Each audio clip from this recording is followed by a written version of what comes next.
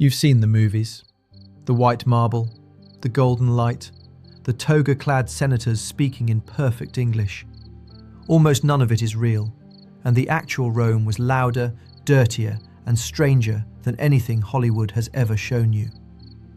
Rome at its height was a city of over 1 million people.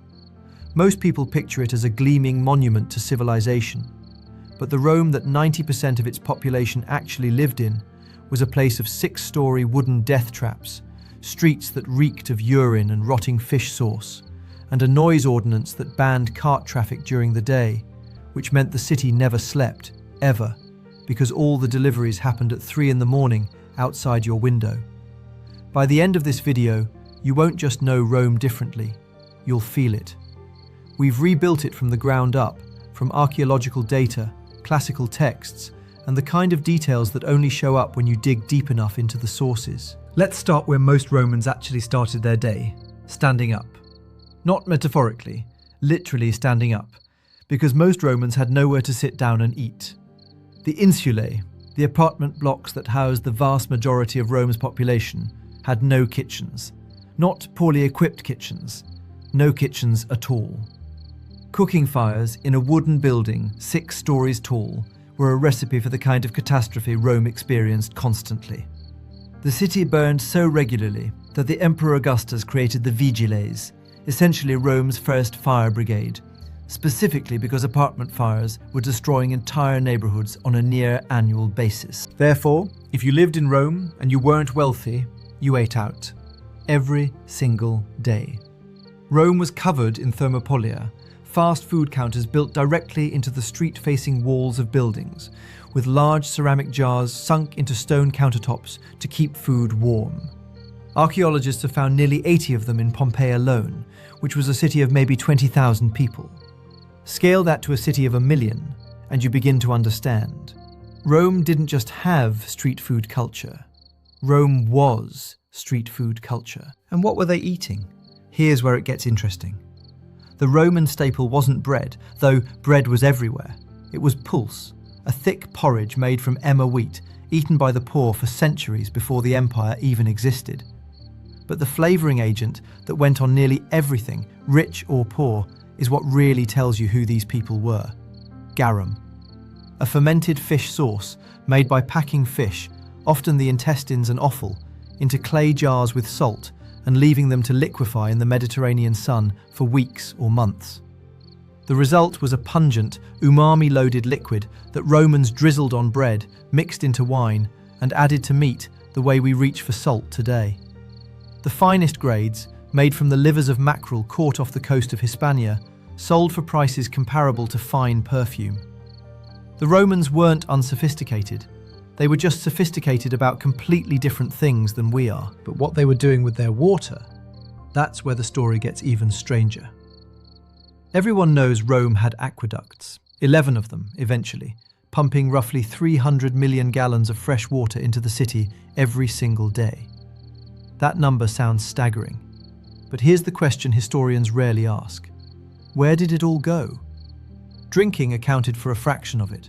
The majority of Rome's water supply fed something the Romans were genuinely obsessed with, the public baths, the Thermae. And not in the way you're imagining. The baths of Caracalla, completed around 216 AD, could accommodate 1,600 bathers simultaneously.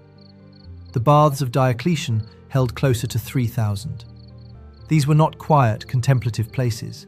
They were the social hubs of the city, the gyms, the gossip halls, the networking events, the libraries, and the pickup spots, all rolled into one steaming, marble-clad complex. Entry cost next to nothing. Under some emperors, it was free entirely. But here is what almost no one talks about. The Romans bathed together in sequence, moving through a series of rooms from cool to warm to scalding hot, and they used a curved metal tool called a strigil to scrape the oil, sweat, and dead skin off their bodies, rather than soap, because soap as we understand it was not part of Roman bathing culture. Scraped off skin and sweat, in shared pools, that the same water you were soaking in. Roman physicians actually sold bottled athlete sweat, called gloios, collected from the floors and strigils of the baths, and marketed it as a medicinal ointment. The Romans were meticulous about cleanliness. They just had a very different definition of what clean meant.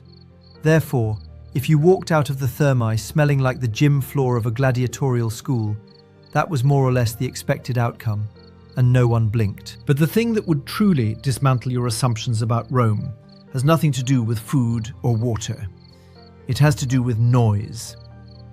The Roman satirist Juvenal, writing in the early 2nd century AD, complained bitterly that it was impossible to sleep in Rome. He wasn't exaggerating for effect. Julius Caesar had passed an ordinance banning wheeled vehicles from the city streets during daylight hours to reduce congestion, which meant every cart, every delivery wagon, every merchant hauling goods across the city was legally required to do it at night.